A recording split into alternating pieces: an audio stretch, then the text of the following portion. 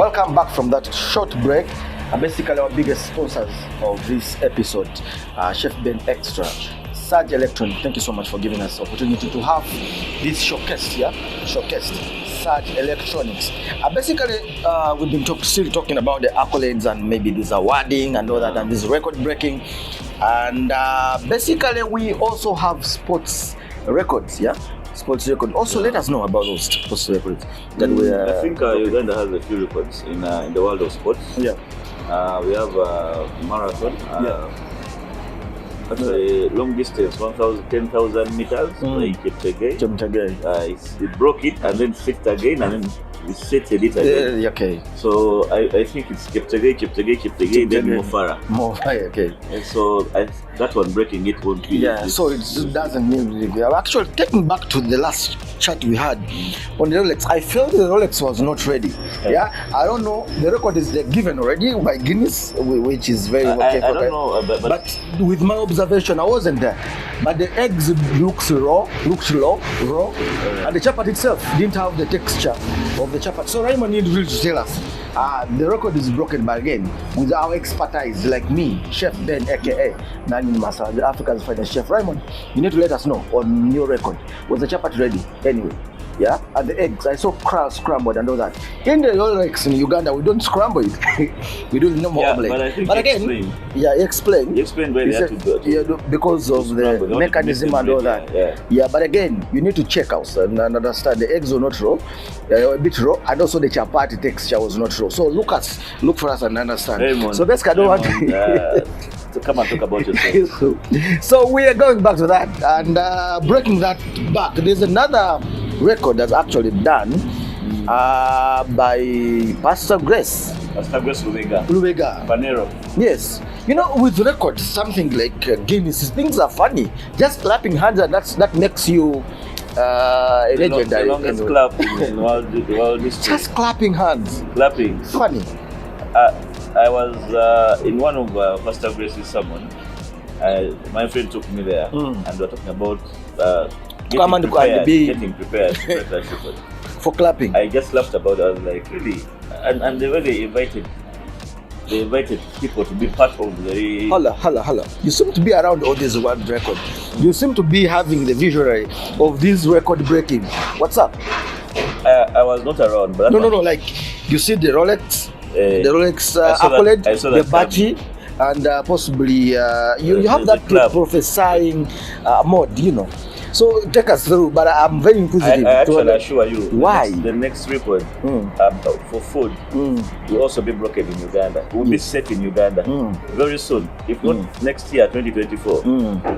Anytime soon. Okay. Because now Ugandans have been opened.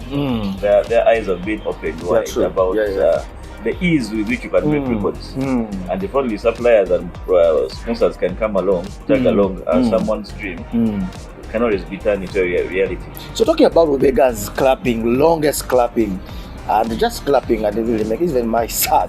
Yeah, they actually, they wanted to set the bar high, because they checked, and the longest clap was for 1 hour and 25 minutes in Netherlands.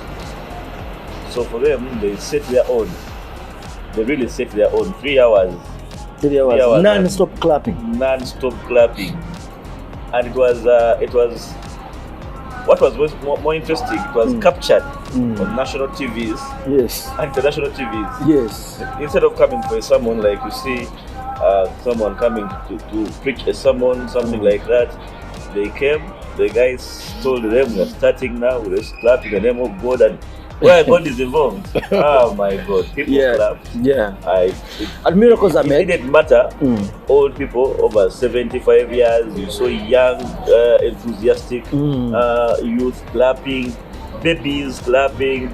Some were clapping without knowing the ambition behind it. It was so interesting. Yes. And even when they said stop, people really. That's why the spirit is on there. I keep telling people that the time is not actually the right time, because even after clapping, there are people who are so into the mode of clapping that when they said stop, others kept, even when they were appreciating everyone, people are still clapping.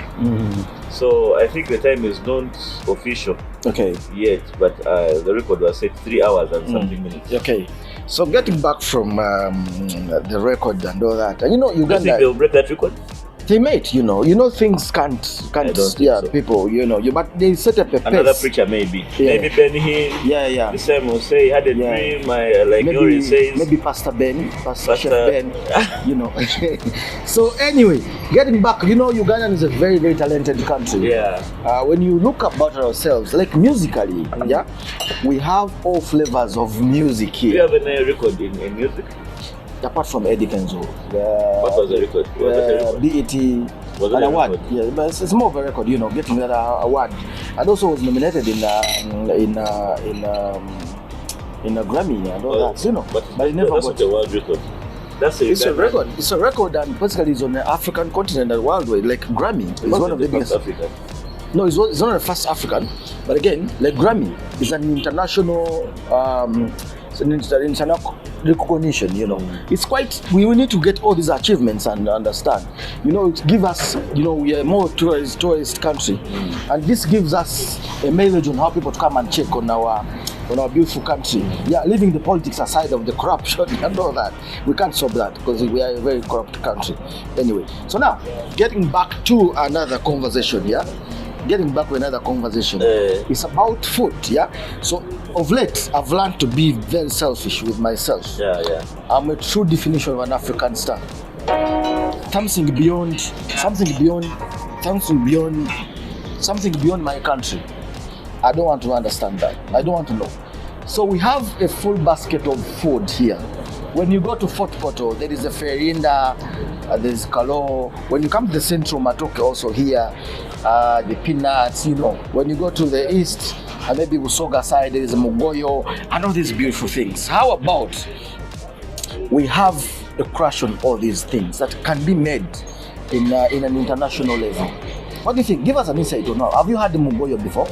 I grew up on Mugoyo. Mugoyo. I grew Have up you on had Mugoyo. Ferinda? No, really. Have you eaten on Bo?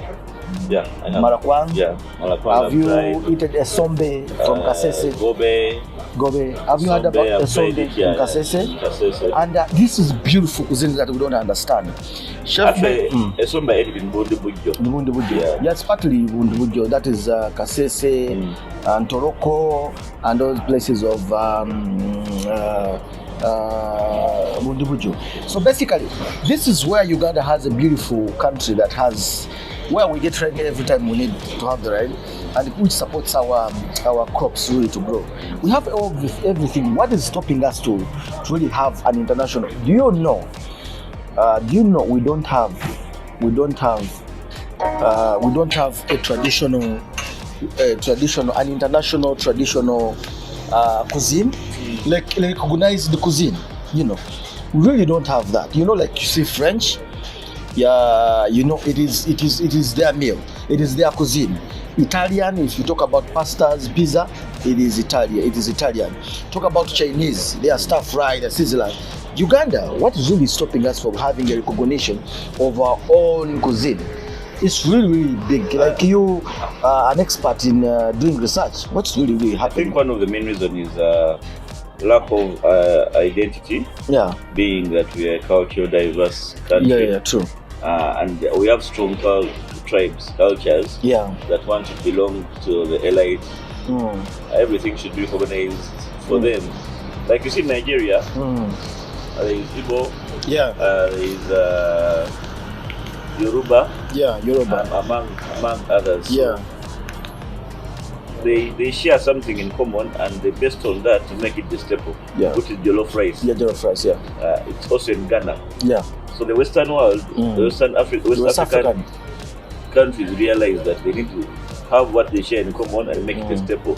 In Uganda, it has been a challenge until 2017 when UTP recognized a Rolex as a staple for Uganda, the definition of our culinary expertise. Yeah. And basing on that, people have come to. I think Uganda Tourism Board has seen a flux of many tourists coming to test what we call a staple in Uganda. And until then, we could barely recognize any food as a staple. And because the Baganda thought the Amatoke is elite, I mean the Western world knew Irish, and the Northerners had the Akalo. I mean you could not have a definitive staple. Right now, when you go to Karamoja region, there's the Rolex. Yeah, everywhere. Rolex is a countrywide staple. So I believe so it's just a matter of time. Yeah. So basically, talking about the Rolex, there's a transition on the Rolex. With my research on how it really came into existence, it was just a simple water and flour. Yeah. From there, people add eggs.